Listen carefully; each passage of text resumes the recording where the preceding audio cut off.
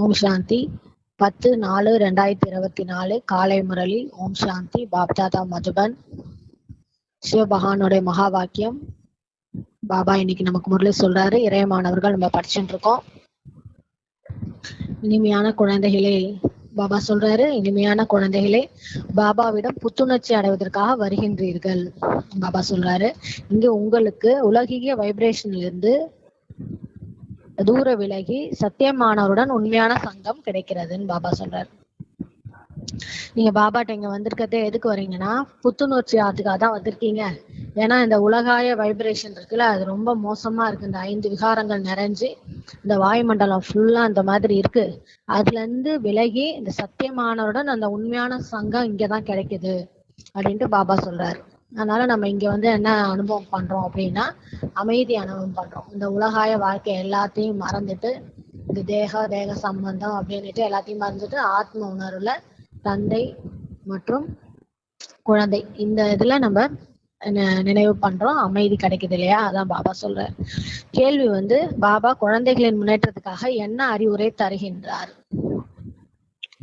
குழந்தைங்க முன்னேற்றத்துக்கு பாபா என்ன அறிவுரை தராருன்னு கேள்வி கேட்டிருக்காரு பாபா. பதில் வந்து, இனிமையான குழந்தைகளே, ஒருபோதும் உங்களுக்குள் உலகிய வேண்டாத விஷயங்களை பற்றி பேசாதீர்கள்.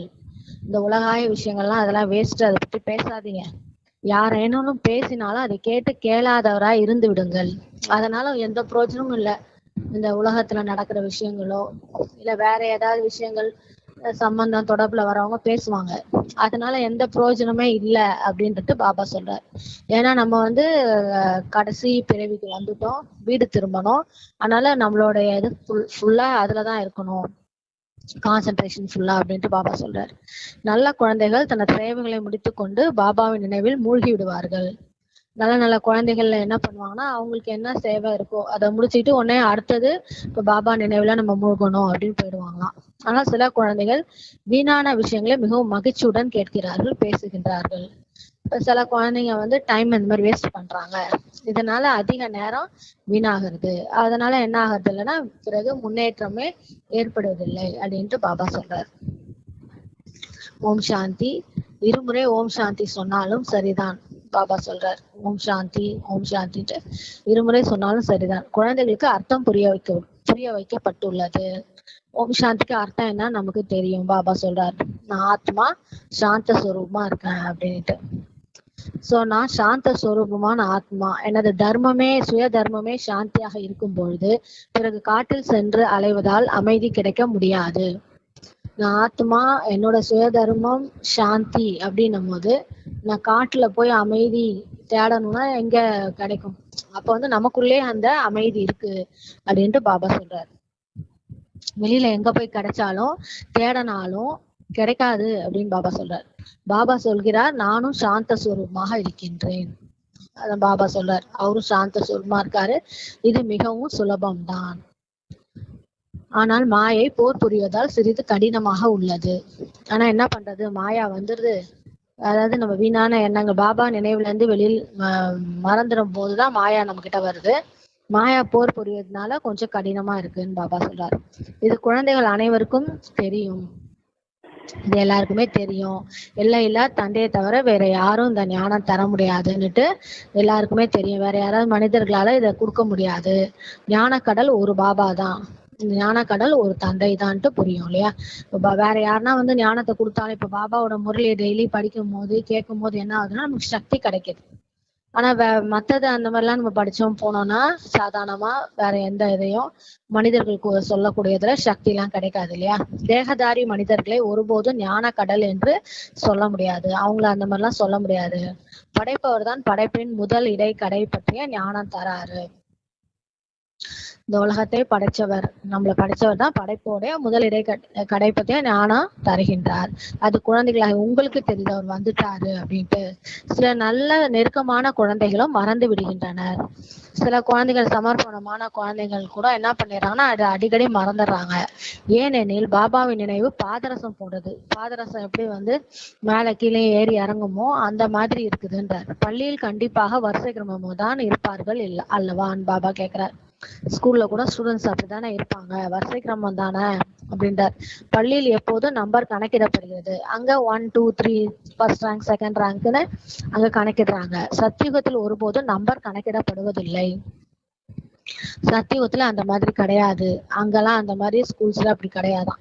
இது பள்ளிக்கூடம். இதை புரிந்து கொள்வதற்கும் விஷால புத்தி வேண்டும். பாபா சொல்றாரு, இது சாதாரணமா நினைச்ச கூடாது, இது பள்ளிக்கூடம். ஏன்னா பள்ளிக்கூடத்துல வந்து எப்படி வந்து அங்க மார்க் முக்கியம், ரெஜிஸ்டர் முக்கியம். எல்லாத்துக்கும் ரெஜிஸ்டர் போட்டிருப்பாங்க, மார்க் ஒவ்வொரு சப்ஜெக்ட்டுக்கு ரெஜிஸ்டர், அட்டண்டன்ஸ்க்கு ரெஜிஸ்டர். அந்த மாதிரி இங்க கூட அதே மாதிரி நமக்கும் வந்து ரெஜிஸ்டர் இருக்குது. அங்க கூட வந்து அவங்க ஸ்டூடெண்ட்ஸ் வந்து பெஸ்ட் ஸ்டூடெண்ட் அந்த மாதிரிலாம் இருக்கும். அதே மாதிரி பாபா இங்க நமக்கு எல்லாத்துக்கும் ரெஜிஸ்டர் போட்டிருக்காரு. அதனால அதை புரிஞ்சுக்கணும். எப்படி அங்க படிச்சு வந்து அவங்கவுங்க விருப்பப்படி டாக்டர் இன்ஜினியர் அந்த மாதிரி படிப்புக்கு ஏற்றபடி ஆகுறாங்களோ, அது மாதிரி இங்கேயும் நம்ம என்ன ஆகுறோம், தேவதையா அதுக்கு ஏற்ற பதவியை நம்ம அடைய போறோம். அதனால பாபா சொல்றாரு, இது பள்ளிக்கூடம், இதை புரிந்து கொள்வதற்கு விஷால புத்தி வேண்டும்ன்றாரு. அரை கல்பம் பக்தி நடைபெறுகிறது. அரை கல்பம் நம்ம பக்தி தான் செஞ்சுட்டு வந்தோம். பக்திக்கு பிறகு ஞானக்கடல் ஞானம் தர வருகின்றாரு. இப்ப பக்திக்கு பிறகு என்ன வேணும், ஞானம் வரணும்.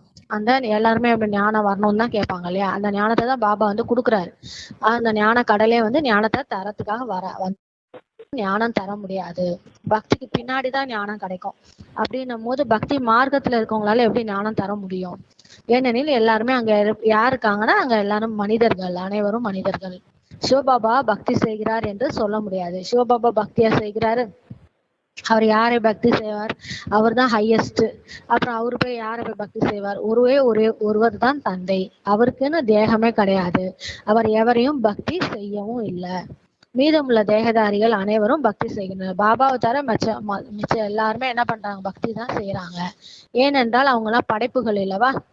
படைப்பாளர் ஒரு தந்தை தான், அவரோட படைப்பு தான் மற்றவங்க எல்லாருமே. இந்த கண்களால் காணும் அனைத்தும் சித்திரங்களும் எல்லாமே படைப்புகள். இந்த கண்களால நம்ம என்னென்ன பாக்குறோமோ எல்லாமே அவருடைய படைப்புகள் தான். இந்த விஷயங்கள் அடிக்கடி மறந்து விடுகின்றது அப்படின்ட்டு பாபா சொல்றாரு. இதெல்லாம் அவருடைய படைப்புகள்ன்றதை மறந்துடுறீங்க. பாபா புரிய வைக்கின்றார், உங்களுக்கு ஆஸ்தி தந்தையை தவிர வேற யாரிடம் இருந்தும் கிடைக்க முடியாது. சாதாரணமா தந்தைகிட்ட இருந்தா ஆஸ்தி கிடைக்கும். அப்ப யார்கிட்ட இருந்து கிடைக்க முடியும்? நம்மள படைத்தவர் யாரு? இந்த பரமாத்மா தந்தை, அவர்கிட்ட இருந்து தானே ஆஸ்தி கிடைக்கும். அப்ப வேற யார்கிட்டயும் கிடைக்க முடியாது. வைகுண்ட ராஜாகம் உங்களுக்கு கிடைக்கிறது. அந்த ஆஸ்தினா என்னது? வைகுண்டத்தை ராஜ்யம் ஆள்றது, அந்த ராஜாங்கம் உங்களுக்கு கிடைக்குது. 5000 ஆண்டுகளுக்கு முன்பு பாரதத்தில் இவர்களின் ராஜ்யம் இருந்துச்சு. இந்த தேவதைகளோட ராஜ்யம் 5000 ஆண்டுகளுக்கு முன்பு இருந்துச்சு. 2500 வருடங்கள் யாரு சூரிய வம்சமும் சந்திர வம்சத்தோட ராஜ்யம் நடைபெற்றது. இது நேற்றைய விஷயம் என்றுதான் நீங்கள் புரிந்துங்கள். நேற்று நம்ம இந்த மாதிரி உலகத்தையே ராஜ்யம் பண்ணிட்டு இருந்தோம். தந்தை தவிர வேற எவரும் இதெல்லாம் சொல்லவே முடியாது, வேற யாருக்கும் தெரியாது. பதித்த பாவனன் தந்தை ஒருவர் தான். புரிய வைப்பதிலும் அதிக முயற்சி தேவைப்படுகிறது. பாபா சொல்றார், இதை புரிய வைக்கிறதுக்கு நிறைய முயற்சி தேவைப்படுது. பாபாவே சொல்கிறார், கோடியில் சிலரே தான் புரிந்து கொள்வார்கள். பாபா சொல்றார், கோடியில் சிலர் தான் இங்க வருவாங்க அப்படின்ற. நம்ம 33 கோடி பேர் தான் நம்மளோட தேவி தேவதைகள் சத்தியுகம் திரேதா யுகம் வரைக்கும் வரப்போறாங்க. மிச்சம் எல்லாருமே மத்த தர்மத்தை சேர்ந்தவங்க தானே. ஆனால்தான் இங்க கோடியில் சிலர் தான் இங்க வருவாங்கன்னு பாபா சொல்லிட்டாரு. இந்த சக்கரமும் புரிய வைக்கப்பட்டுள்ளது. இந்த சக்கரமும் புரிய வச்சிருக்காரு. இது முழு உலகிற்குமான ஞானம். இது முழு உலகத்திற்குமான ஞானம் தான் இது. ஏணிப்படியும் மிக நல்ல சித்திரம். ஏணிப்படி இருக்கே அது ரொம்ப நல்ல சித்திரம்ன்றாரு பாபா. அதை பார்த்தா எல்லாமே புரிஞ்சுக்க முடியும். எப்படி சத்தியுகம் இருக்கு, திரேதாயுகம் வருது, அப்புறம் துவாபர யுகத்துல நம்ம என்ன பண்றோம், இப்ப கலியுகத்துல என்னவா ஆயிடுறாங்க. அதுக்கப்புறம் பக்கத்துல வந்து பிரம்மா குமாரர்கள் அவங்க படம் இருக்கும். அங்க இருந்து நேரம் நம்ம பரந்தாமத்துக்கு போற மாதிரி அந்த மாதிரிலாம் அந்த படத்துல இருக்கும். அதனால அது ரொம்ப நல்ல சித்திரம் அப்படின்னு சொல்றாரு. இருப்பினும் ஏற்பதில்லை. அதை பார்த்து கூட புரிஞ்சுக்க மாட்டேறாங்க சில பேர். பாபா சொல்கிறார், கல்யாண மண்டபம் கட்டுபவருக்கு புரிய வைத்து திருஷ்டி வழங்குங்கள். பாபா சொல்றார், பெரிய பெரிய கல்யாண மண்டபம் எல்லாம் கட்டுறாங்க இல்லையா, அவங்களுக்கு புரிய வச்சு இதை வந்து நீங்க திருஷ்டி கொடுங்க அப்படின்றாரு. போக போக அனைவரும் இந்த விஷயங்கள் பிரியமானதாகிடும்.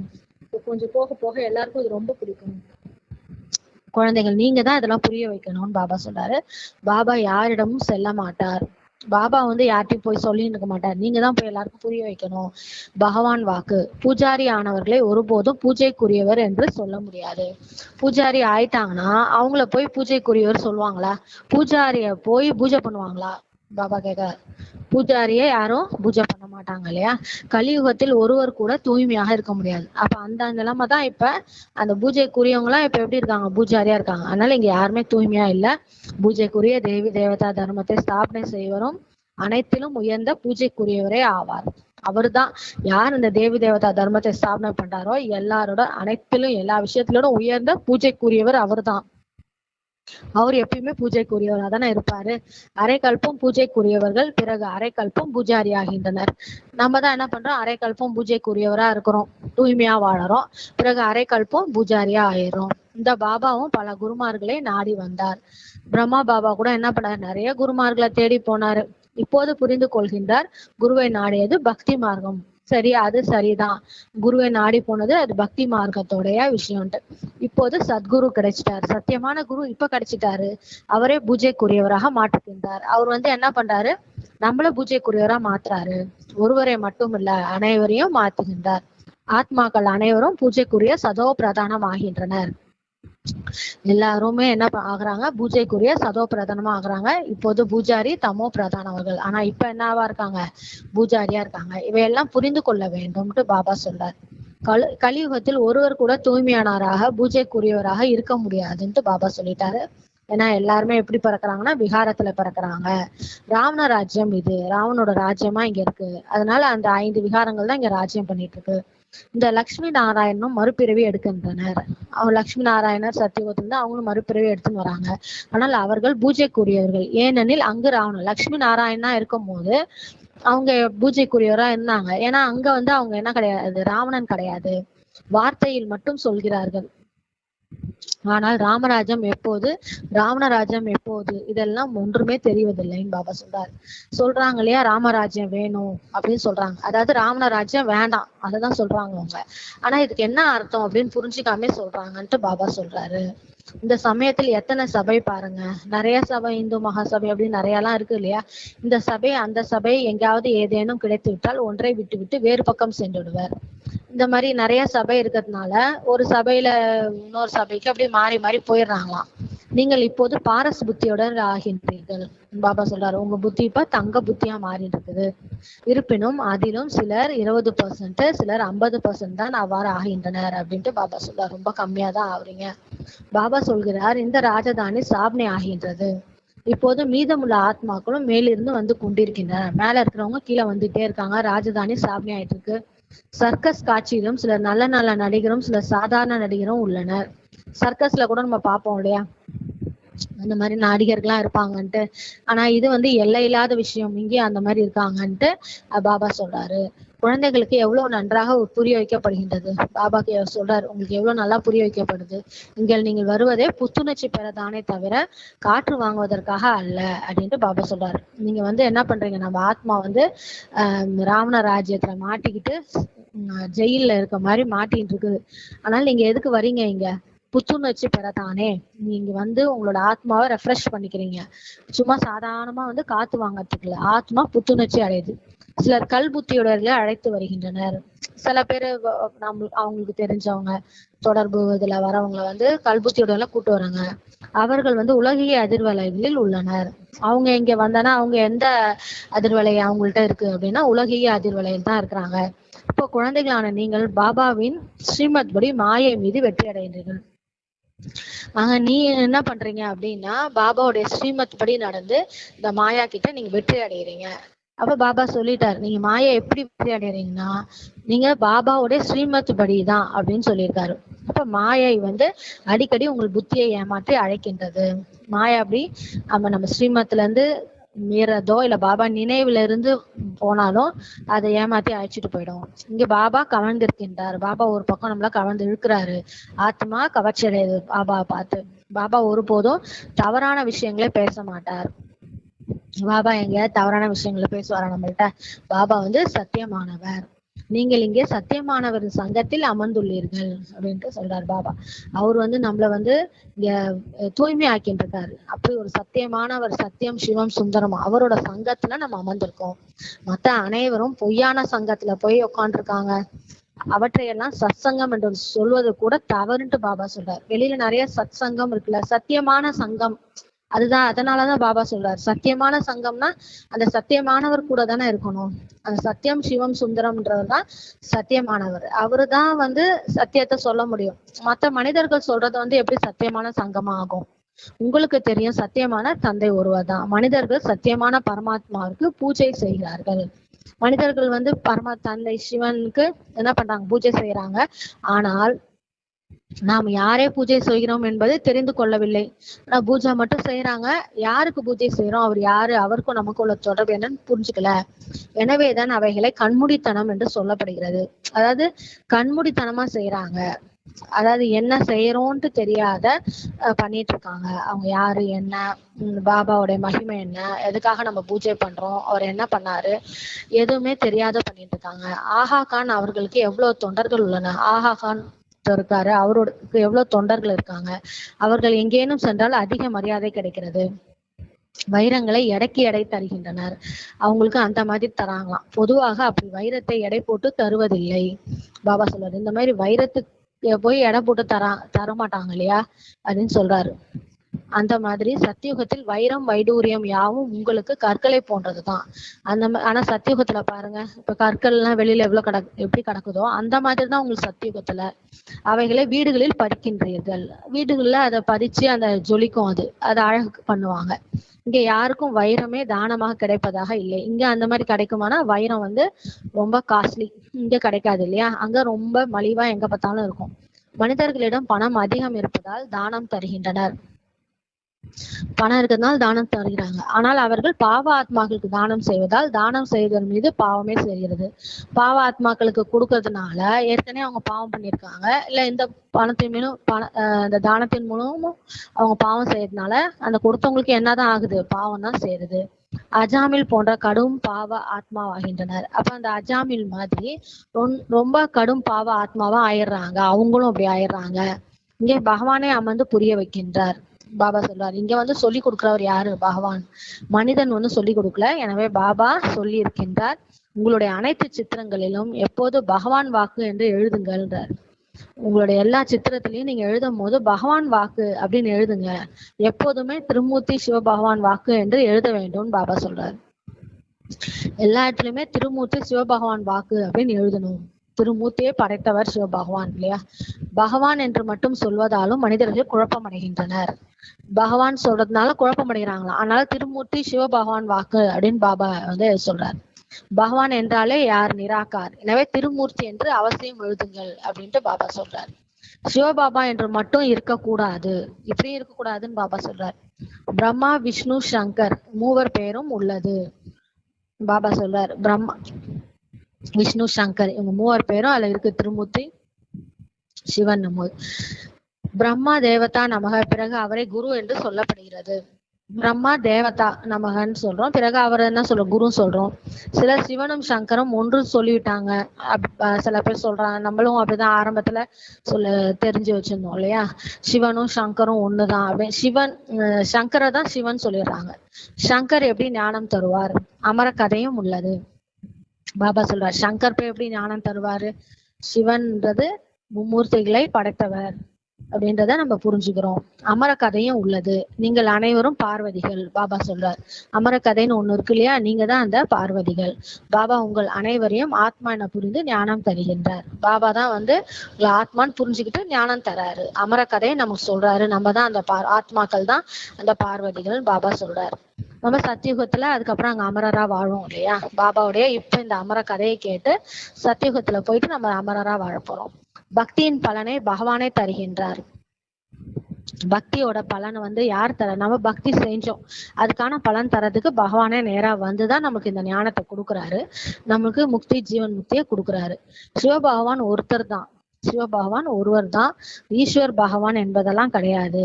இன்னொரு ஈஸ்வர் பகவான் இப்படிலாம் ஒண்ணும் கிடையாது. சிவபாபா என்ற வார்த்தை மிக இனிமையானது. பாபா ஒருத்தர் தான் இனிமையானது. பாபா அவரே சொல்கின்றார். பாபா சொல்றாரு, அவரே சொல்றாரு. பாபான்ற வார்த்தை எவ்வளவு இனிமையா இருக்கு.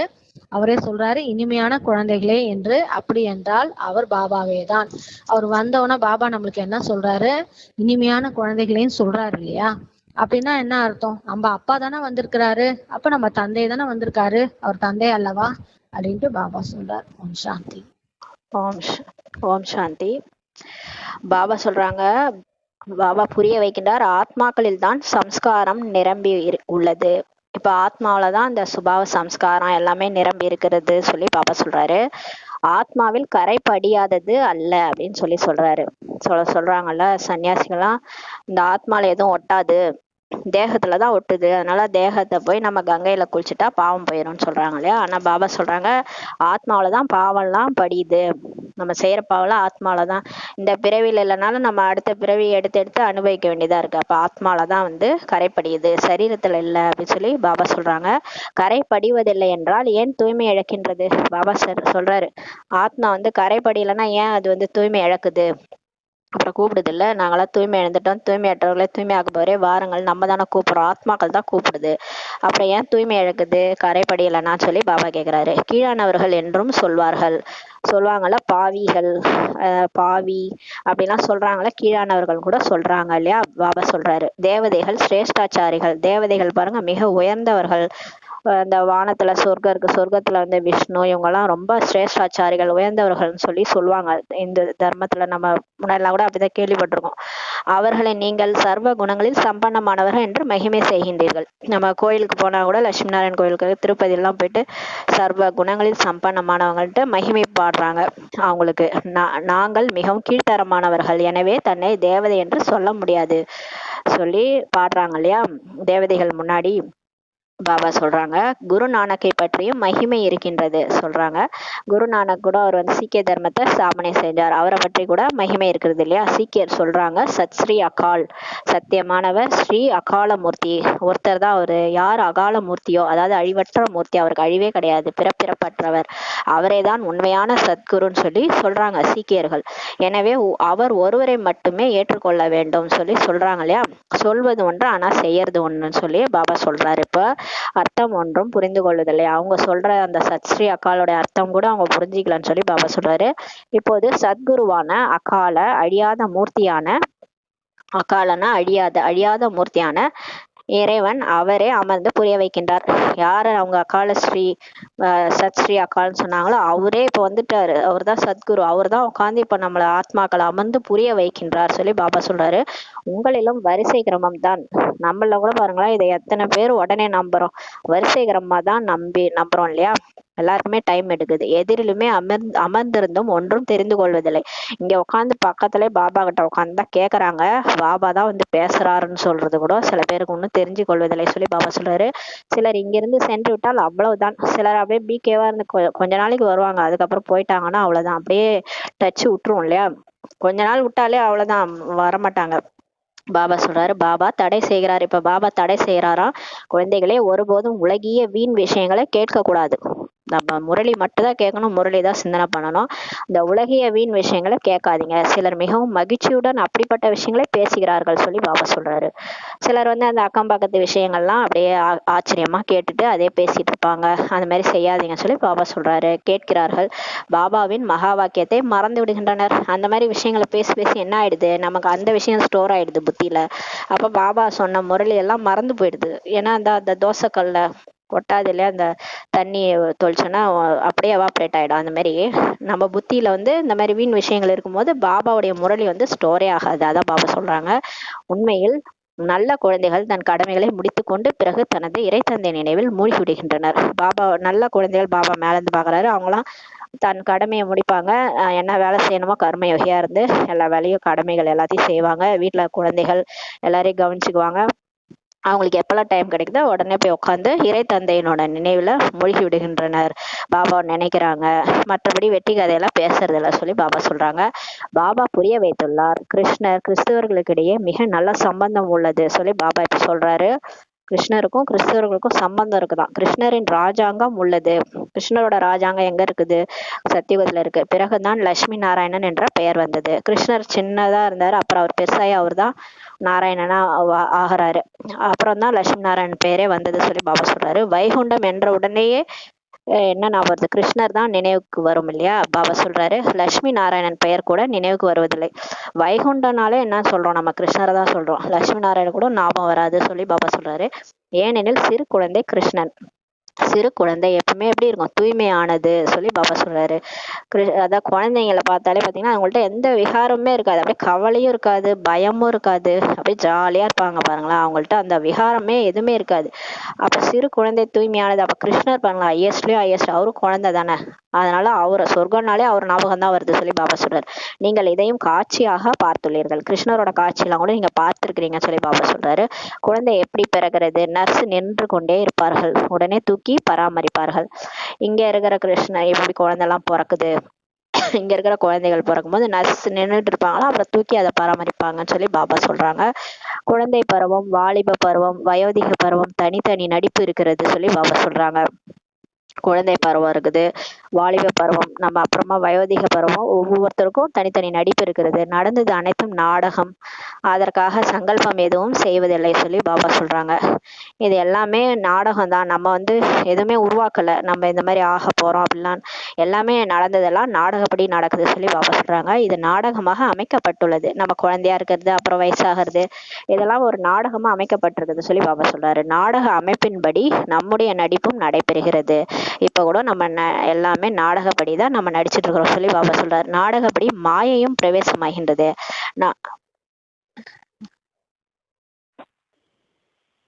பாபா சொல்றாங்க நாடகப்படி இந்த மாயை கூட பிரவேசமாகுது, அனைவருக்குள்ளே அந்த 5 விகாரங்களும் பிரவேசமாகுது சொல்லி பாபா சொல்றாரு. பாபாவும் பிரவேசமாகின்றார். பாபாவும் பாருங்க, பிரம்மா பாபா உடல் பிரவேசமாகிறாரு நாடகப்படிதான். சிலர் பாபாவின் வழியில் செல்கின்றனர், சிலர் பாபா என்ன சொல்றாரோ அப்படியே நிச்சய புத்தியோட அவர் வழியில போறாங்க, சிலர் மாயையோட வழியில, ராவணன் வழியில செல்கின்றனர் சொல்லி பாபா சொல்றாரு. இது எல்லாமே நாடகம்னு சொல்லி பாபா சொல்றாரு. ராவணன் என்பது என்ன பொருள், யாராவது எப்போதாவது பார்த்ததுண்டா? ராவணன் ராவணன் சொல்றாங்க, மாயையெல்லாம் சொல்றாங்களே, அதை யாரா கண்ணால பார்த்திருக்காங்களா? சித்திரம் மட்டும் பார்த்திருக்கிறீர்கள். நம்ம சித்திரம் பார்த்திருக்கோம்ல, அந்த காமம், கோபம், பற்று, ஆசை, அகங்காரத்தினுடைய சித்திரம் மட்டும் பார்த்திருக்கிறோம். சிவபாபாவிற்கு இந்த ரூபம் உள்ளது. ஆனா சிவபாபாவுக்கு நமக்கு அந்த புள்ளி ரூபம் பாபா காட்டுறாங்க, அது நமக்கு தெரியும். ராவணன் என்ன ரூபம் சொல்லி பாபா கேட்கிறாரு. 5 விகாரம் எனும் பூதம் பிரவேசமாகும் பொழுது ராவணன் என்று சொல்லப்படுகின்றது.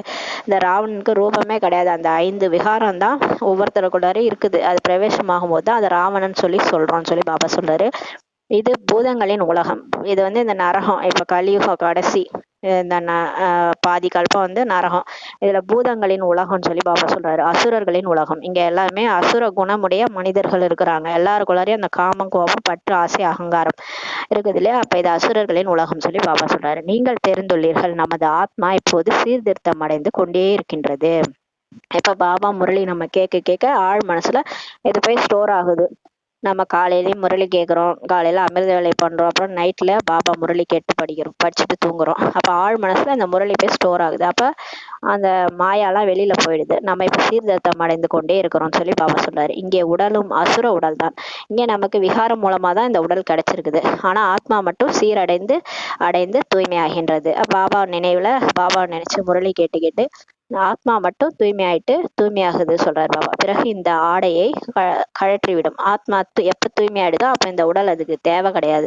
அப்ப அந்த ஆத்மா என்ன பண்ணும், அந்த உடலை விட்டுடும், கழற்றி தூக்கி போட்டுரும். அதாவது ட்ரெஸ் மாத்துற மாதிரிதான் இந்த மரணம்ன்றது பாபா சொல்றாரு. இந்த ட்ரெஸ்ஸை கட்டிட்டு நம்ம போய் வேற ட்ரெஸ் போட போறோம், அதுதான் மரணம் சொல்லி பாபா சொல்றாரு. பிறகு சதோ பிரதானத்தின் உடல், நமக்கு தங்கம் போன்ற உடல் அங்க சத்தியுகத்துல கிடைக்கும் சொல்லி பாபா சொல்றாங்க. ஆத்மாவும் தங்கமாக ஆகின்றது. இப்ப பாருங்க, ஆத்மா அப்படியே தங்கமா ஜொலிக்குது, இப்போ தூய்மையா ஆகுது. முன்னாடி நம்ம அசுர குணமுடையவர்களா இருந்தா, இப்ப பாருங்க அப்படியே தெய்வீக குணமுடையவர்களா பாபா மாத்துறாரு. அப்ப தங்க மாதிரி ஆத்மா ஆகுது, மனசு புத்தி அப்படியே கிளீன் ஆகி அப்படியே தங்கமா ஜொலிக்குது. அப்ப நமக்கு என்ன மாதிரி கிடைக்கும், உடல் தங்க மாதிரி உடல் கிடைக்கும் போது ஆபரணமும் என்ன ஆகுது, ஆபரணமும் தங்கத்தால் ஆனதாக நமக்கு இருக்கும் சொல்லி பாபா சொல்றாரு. தங்கத்தில் இந்த காலத்தில் கலப்படமும் சேர்க்கப்படுகிறது. இந்த காலத்துலயும் நம்ம தங்கம் போடுறோம் தான், ஆனா எங்க நம்ம சின்னதா போடுறோம், அதுலயே கூட ஒரே கலப்படம் தான் இல்லையா. ஒரிஜினல் கோல்டு நமக்கு கிடைக்க மாட்டேது இல்லையா.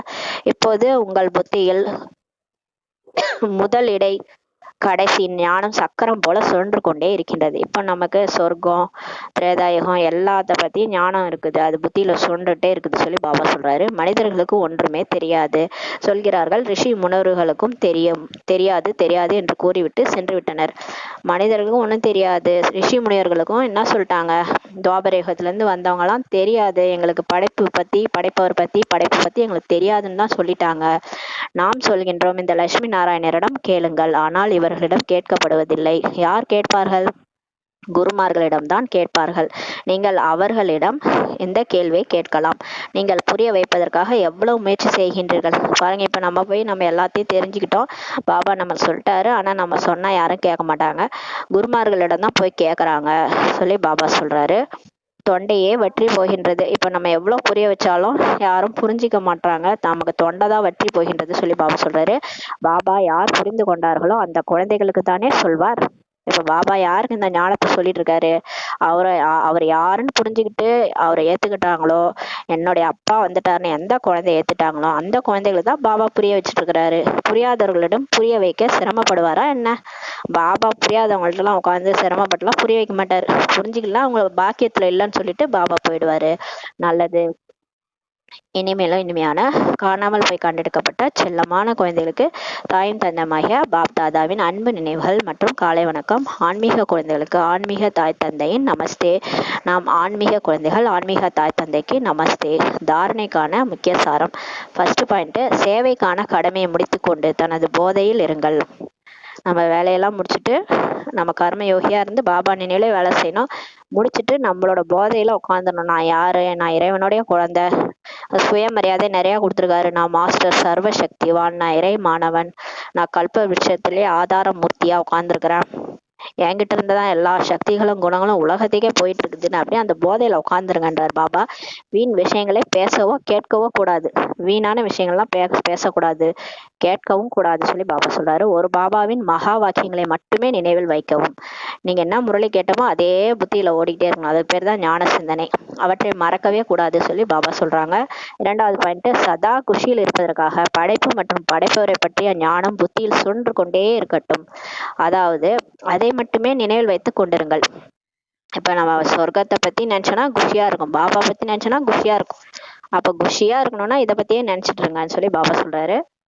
எந்த விஷயத்தை பற்றியும் சங்கல்பம் ஓடிக்கொண்டே இருக்கக்கூடாது. மற்ற விஷயங்கள்லாம் யோசிக்காதீங்க. எதிர்காலம் பத்தி, முடிஞ்சு போனதை பத்திலாம் சங்கல்பமே தேவை கிடையாதுன்றார் பாபா. அதற்காக நாடகத்தை நல்ல முறையில் புரிந்து கொண்டு நடிக்க வேண்டும்.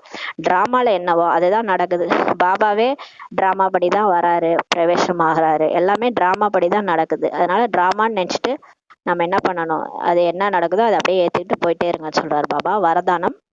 நான் என்பதை பாபா என்பதில் நிறைத்து விடக்கூடிய நிரந்தர யோகி, சக யோகி ஆகுக.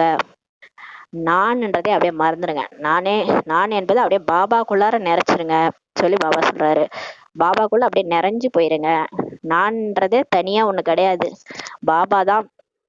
அதாவது நான் பாபாக்குள்ள அடங்கி போயிட்டேன், எனக்குள்ள பாபா இருக்காரு, பாபா தான் எனக்கு எல்லாமே செய்யறாரு, பாபாக்குள்ள அப்படியே அடங்கிடுங்க. அந்த மாதிரி இருக்கக்கூடிய நிரந்தர யோகியா ஆயிடுங்க, சக யோகியா ஆயிடுங்க. அவரை கூப்பிட்டு விட்டுருங்க, எல்லாத்தையும் அவரே செஞ்சிருவாரு. பர்மனன்ட் யோகி ஆயிடுங்க. எந்த நேரம் பாபா பாபான்னு அவரை விடாதீங்க, பிடிச்சி டார்ச்சர் பண்ணுங்க, கைக்குள்ளேயே வச்சிருங்க அவரை. அவரை சும்மா விட்டாதானே அவர் ஓடிடுவாரு. நம்ம பிடிச்சி வச்சுக்கணும், அவர் விடவே கூடாது. பாபா எதுக்கு எடுத்தாலும் பாபா பாபா பாபா. ஜானகி தாதி கூட சொல்றாங்க, சதா பாபா பாபா பாபான்னு சொல்லினே இருங்க, அவங்கதான் பாக்கியவான்னு சொல்லி சொல்றாங்க ஜானகி தாதி. பாக்கியவானுடைய ஹாபியே அதுதான், எந்த நேரமும் பாபா பாபான்னு சொல்லிட்டே இருப்பாங்களாம். அந்த மாதிரி சகயோகி நிரந்தர யோகியா ஆகுங்கன்ற வரதானம் பாபா இன்னைக்கு நமக்கு கொடுக்குறாங்க. எந்த குழந்தைகளுக்கு பாபாவிடம் ஒவ்வொரு சுவாசத்திலும் அன்பு உள்ளதோ, சுவாசமும் நினைங்கன்னு சொல்லி பக்தியில கூட சொல்லியிருப்பாங்க, சுவாசமும் நினைங்கன்ட்டு. அப்போ ஒவ்வொரு சுவாசமும் எந்த குழந்தைகளுக்கு பாபா மீது அன்பு இருக்குதோ, ஒவ்வொரு சுவாசத்திலும் பாபா பாபா என்பதாக உள்ளதோ, அவர்களுக்கு யோகத்தில் கடின உழைப்பு செய்ய வேண்டியதே இருக்காது. பாருங்க, சில பேர் கஷ்டப்பட்டு பாபான்னு நினைப்பாங்க, ரொம்ப கஷ்டமா பாபா நினைக்கவே முடியாது. அவர் பாபாட்டே புலம்புவாங்க, பாபா நான் உன்னை மறந்து போயிடுறேன்னு சொல்லிட்டு. பாபா அதான் திட்டுவாரு நம்மள, என்ன போய் மறந்துறீங்களேன்னு சொல்லி திட்டுவாரு. ஆனா அந்த யார் சுவாசத்துல கூட பாபா மேல அன்பு இருக்குதோ, பாபா பாபான்னு இருக்குதோ, அவங்களுக்கு கடின உழைப்பே வேண்டியது இருக்காது சொல்லி பாபா சொல்றாங்க. பாருங்க, அப்படியே இஷ்டப்பட்டு நினைப்பாங்க பாபாவை. நினைவின் நிரூபணம். ஒருபோதும் வாயிலிருந்து நான் என்ற சொல் வெளிப்பட முடியாது. அந்த யாருக்கு நல்ல நினைவு இருக்குதோ அதனுடைய நிரூபணம் எப்படி தெரியும்னு பாத்தீங்கன்னா, அவங்க வாயில இருந்து நானே வராது, எல்லாமே பாபா தான் செய்யறாரு, எல்லாமே என் கூட பாபா தான் இருக்காரு. அந்த நான்ன்ற வார்த்தையே அவங்கள்ட்ட வராது. பாபா பாபா என்ற சொல் தான் வெளிப்படும். எப்பவுமே பாபா பாபான்னு தான் சொல்லுவாங்க. நான் என்பது பாபா என்பதில் நிறைந்து விட வேண்டும் சொல்லி பாபா சொல்றாங்க. பாபா முதுகெலும்பாக உள்ளார். பாபா நமக்கு எல்லாருக்கும் முதுகெலும்பா இருக்கிறாரு. பாபா செய்தார், பாபா சதா நம் கூடவே இருக்கிறார். பாபா தான் செய்யறாரு, செய்பவர் பாபா. நம்ம ஒரு கருவி. சதா நம் கூட தான் இருக்கிறாரு. உன்னுடன் கூடவே இருப்போம், நடப்போம், சுற்றி வருவோம். இந்த எமர்ஜ் ரூபத்தில் ஸ்மிருதி இருக்க வேண்டும். போன கல்பத்துல நம்ம இப்படித்தானே சங்கமேகத்துல பாபா கூடவே வாழ்ந்தோம். அந்த அப்படியே எமர்ஜ் பண்ணுங்க. அந்த அந்த ஸ்மிருதி, அந்த நினைவை அப்படியே எமர்ஜ் பண்ணுங்க. உன்னுடனே இருப்போம், நடப்போம், சுற்றி வருவோம். பாபா உன்னை விடவே மாட்டோம். அந்த எமர்ஜ் ரூபத்துல அந்த நினைவு இருக்கணும்னு சொல்லி பாபா சொல்றாரு. அப்போதுதான் சகயோகி என சொல்வார்கள் சொல்லி பாபா சொல்றாங்க. அப்ப யார் இந்த மாதிரி வாழறாங்களோ அப்பதான் அவங்கள சகயோகி, நிரந்தர யோகின்னே சொல்ல முடியும் சொல்லி பாபா சொல்றாங்க. ஸ்லோகன்: நான் நான் என்று சொல்வது என்றால் மாயாரூப பூனையை வரவழைப்பதாகும். மியாவ். இந்த மியாவ் மியாவ்னு அந்த பூனை சொல்லுதுல, அது ஹிந்தில மே ஆவ் மே ஆவ். அந்த மேன்னா அந்த நான் நான், மேன்னா நான் ஹிந்தில.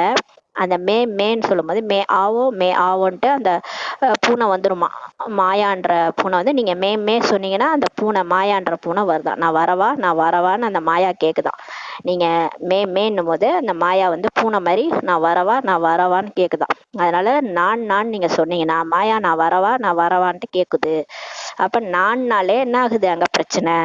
நானு, என்னிது, என்னுடைய விஷயம், என்னுடைய பிரச்சனை, என்னுடைய வீடு எல்லாமே அந்த அகங்காரம் வந்துடும் போது அந்த பூனை வந்துடும். தானாவே அந்த மாயா பூனை நுழைஞ்சிரும்.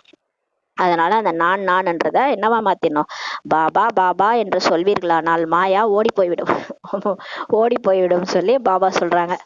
பாபா பாபான்னு சொல்ல ஆரம்பிச்சிட்டோம்னா அந்த மாயா என்ன பண்ணும்? ஐயோ, இவங்க சர்வ சக்திவானோடய இருக்கிறாங்க, பரமசிவன் கழுத்துல இருக்கிறாங்க, நம்ம ஓடி போயிடலான்ட்டு மாயா ஓடி போயிடும்னு சொல்லி பாபா சொல்றாங்க.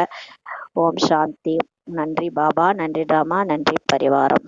ஓம் சாந்தி.